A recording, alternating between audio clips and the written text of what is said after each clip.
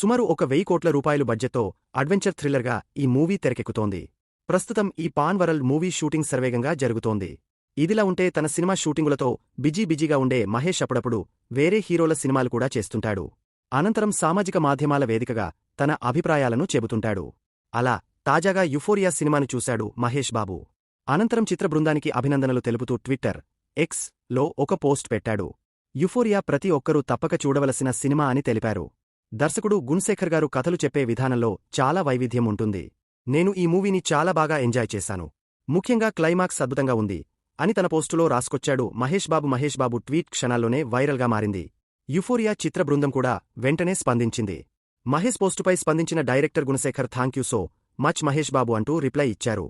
ఒక సినీ ప్రియుడిగా ఈ సినిమాని మీరు ఇష్టపడతారనే విషయం నాకు తెలుసు. మీరు మా సినిమాకు ఇచ్చిన ఈ సపోర్టుకు ధన్యవాదాలు అని మహేష్కు థ్యాంక్స్ చెప్పారు గుణశేఖర్. ప్రస్తుతం ఈ పోస్టులు